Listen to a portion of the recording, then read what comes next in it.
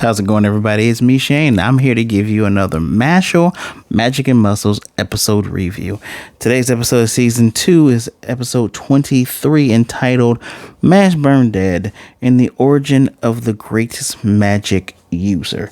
Before I go any further, please be one of the greatest subscribers ever and hit that like button. I really do appreciate it. I'm also going to need you to subscribe if you are not and hit that notification bell even if you are, so you can be notified of more reviews such as this. If you want to support me even further, please go ahead and go to that Patreon link down below and donate whatever you feel comfortable with. I appreciate you all the same. So, after the brilliant battle of Old Man Headmaster Walberg fighting Innocent Zero, Mr. Time Magic User, which now, after looking at what happens in this episode, I wonder if Time Magic was his original magic, right? It kind of leads me to think that it possibly wasn't, but Walberg seems familiar with his Time Magic, so possibly it is, right?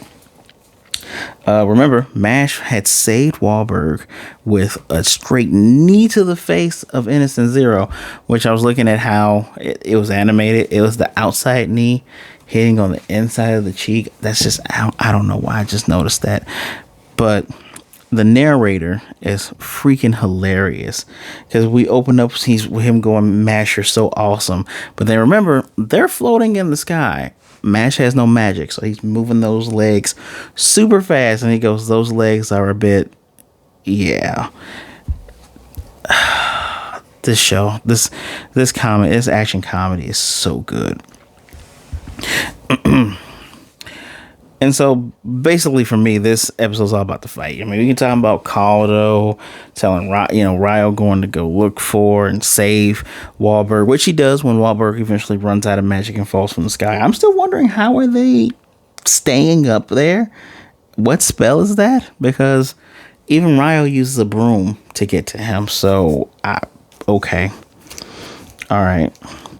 One of the biggest turn of events is Innocent Zero steals Wahlberg's magic. He has his space magic, his spatial magic. He even does the space sacrifice, tries to hit him and Mash.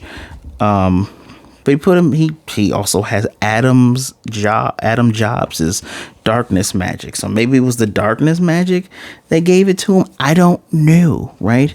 Dude is seeming more and more like Orochimaru, but without the cool voice, whether in English or in Japanese, because he has good VAs. But he doesn't seem like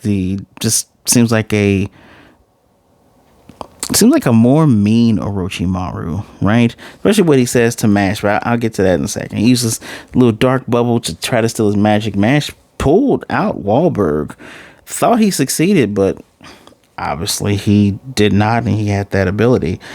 Where am I at here?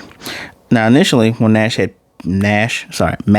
hit him in the face, his little cubes, remember I told you his face had shifted, his blank face had shifted into his knowable human face with the little cube effect.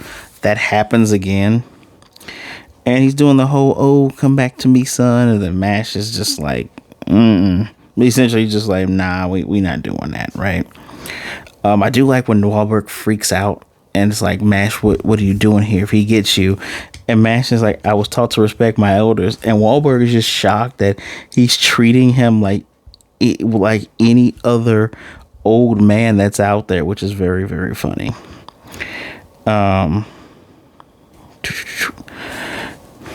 Just going through some of these notes here. And so Mash does what Mash does best, going for the 3-piece with a biscuit. He's hitting him and pummeling him and beating him up in the air. And dude is unfazed by it. He's like, "I am unfazed." Mash just kind of looks at him and goes right back after it again. And excuse me. When he tries to use, what was it? I think he tried to use a dark attack, and Mash had to dash out of it. And when he's getting all powered up and, saying like this is going to be the end and blah, blah, blah, his body starts to shift and you get the cube effect on his hands and on his face.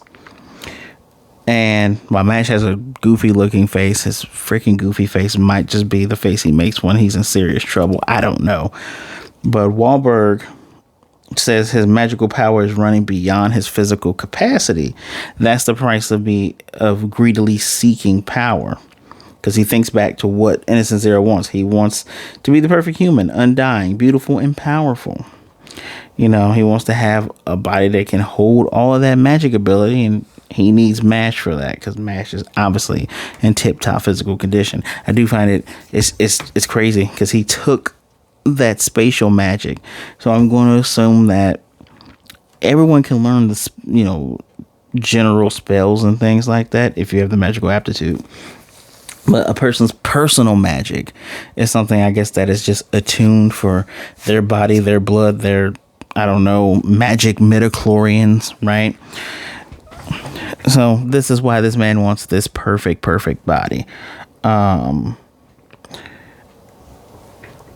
he tells Mash that, so this is where he becomes a bit of a douchebag, a bit of a dickhead, if you will, because he tells Mash to don't get cocky. He's only one of his ingredients, and his whole purpose is just to get Innocent Zero to a higher being. And you know, Wahlberg is, you know, speaking up for him, talking about that's just your ego talking, blah blah blah. He has a choice. What choice does he have? He's in a magical realm without magic. And something about no be so obliged. Basically saying Wahlberg failed just like Adam Jobs. What I really love is Mash's clapback. He says, what a convenient tale. In a world where everything is or magic is everything, the best magic user is a despicable guy. I love it, because it's like, yeah, y'all say magic is everything. You're the best magical user, right? But you're an a-hole. What does that really say about the state of the world? Which is funny, because he's public enemy number one, but he's the best magic user. So wouldn't everybody like him? Like, this dude is the series Voldemort. Oh damn, he is the series Voldemort. He's the series Orochi Voldemort, right? But everyone is just like, no, he's evil. A lot of y'all are racist, but are you mad because he's stealing your magic? Because it makes you go back and think of Abel, where he was working for Innocent Zero, basically stealing other people's magic to where either it was temporarily gone or all the way gone. It makes you think, okay, was he doing that and transferring that magic to this guy? So then he just boosts himself. Is that what was going on? That might. We need to have another sit down with Abel or Abel, and Abel needs to be part of the crew, because I respect the fact that Dot and Lance are strong. That dude had cool puppet magic. Why are puppet users in anime so overlooked? It's giving me Kankuro vibes all over again. Kankuro has some cool ass puppets. But Mash is like, this guy's so worthy of getting punched by my muscles. But and as he's thinking of this, he's going, oh yeah, and once I beat him, society, the world will have to accept me, which is a little bit of funniness within this very serious situation. So the bad guy leaves, because obviously he's breaking out in the cubes, y'all. Makes a giant demon golem from all of the demon parts that everyone have already beaten. And I love that Margaret Macaroon, they say, what was the purpose of getting the ones that we've already beaten? To make the giant thing that kind of reminded me of the Todd McFarlane Venom toy from the 90s, with the multiple Venom heads on top of one huge broad shoulders. Yeah. And so no one else can beat this thing because it has a magical barrier on it. Dot and Faldo are trying to find the user that put the barrier on it. No go. This thing's gonna smash the Coliseum. The kids, nobody can leave because there's a barrier on the door. You got Margaret Macaroon and Lance preparing themselves while talking shit to one another. And lo and behold, when this thing tries to smash the Coliseum, it's being pulled back. Who is pulling it back? Well, obviously it's Mash who has gotten to the ground and started run. Ryo caught Wahlberg. Wahlberg had passed out. He finally ran out of magic, so he couldn't keep floating. But Mash goes and he's pulling the chain, and he's literally bleeding from the hands as he's having a tug of war with this thing, which freaks some of the students out. Now, as we know in real life, racism makes you a dumbass, because you hear that some of these students go, well, is it okay for somebody like him to be the top? I mean, he doesn't have magic. Murmur, murmur, murmur.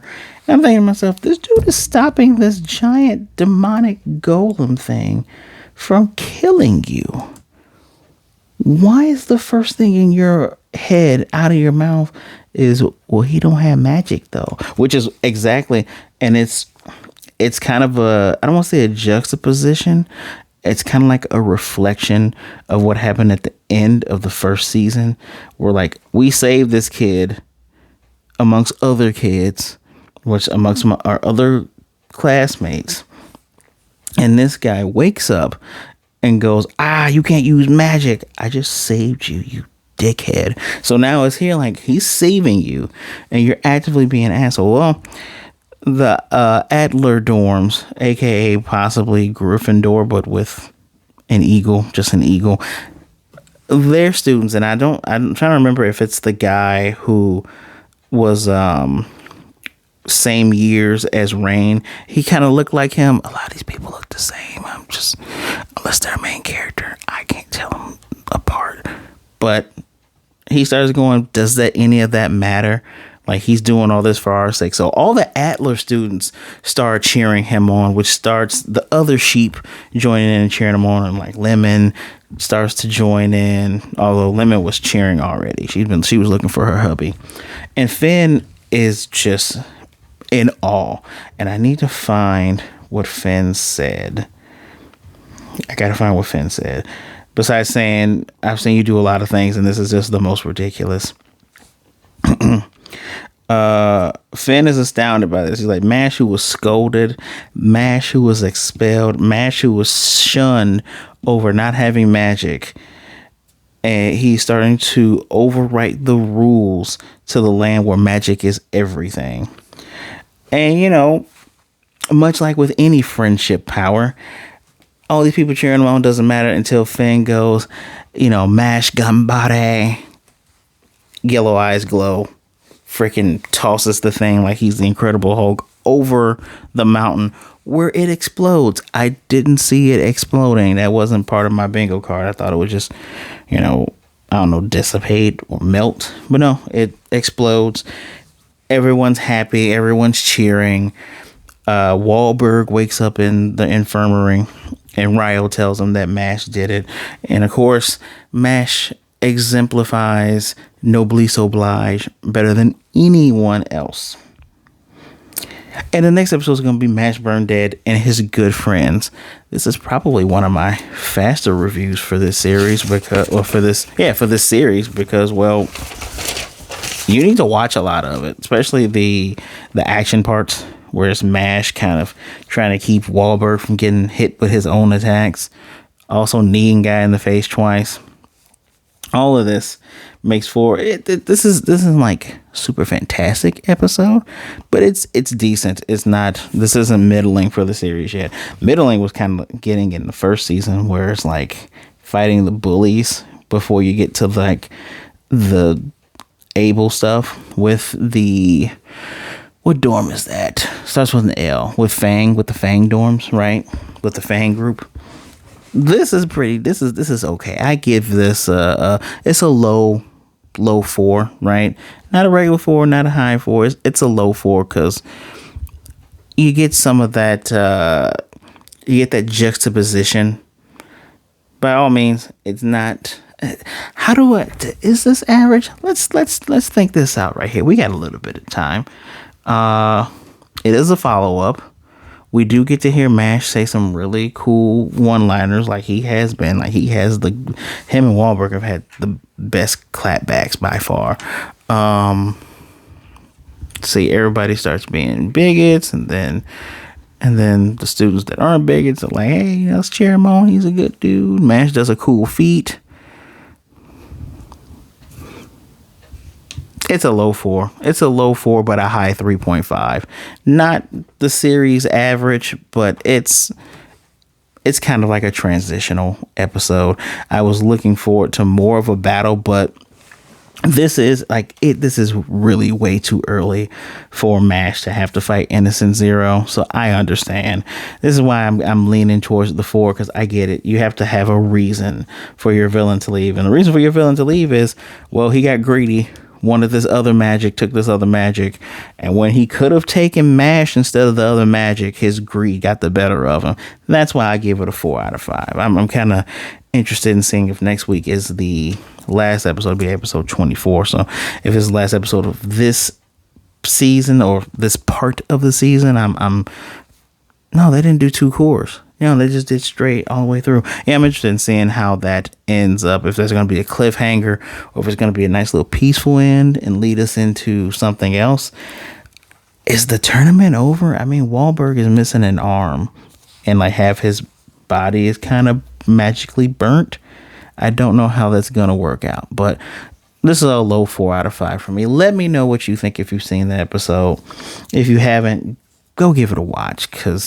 And if you haven't watched last week's episode, watch last week's episode and lead it into this one. If you haven't, if you're a little bit behind, rather interesting stuff, in my humble opinion. Please let me know what you think in the comment section down below. Don't forget to hit that like button. It really helps me out. Subscribe and hit the notification bell so you can be notified of more reviews just like this one.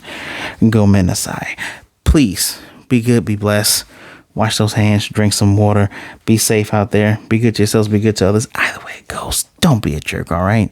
World has too many jerks, and we don't need you to be one as well. As a matter of fact, I know you're not a jerk. And I know that sometimes you feel, alone. Sometimes you feel hurt. Reach out to someone if you're having a tough time. Talk to someone. There are people out there that I'd rather talk to you today than to miss you and mourn you tomorrow. I can guarantee it. All right. My social media is in the description below, right underneath that Patreon link. Follow me. Send me a message. Be cool, and I'll be cool. As long as you're not a jerk, we're good. We're good. We're good. Yeah, we're good. Can't wait to see what this possible season finale is like. It's gonna be fairly interesting. So let's go ahead and muscle our way into next week. I'll see you next time.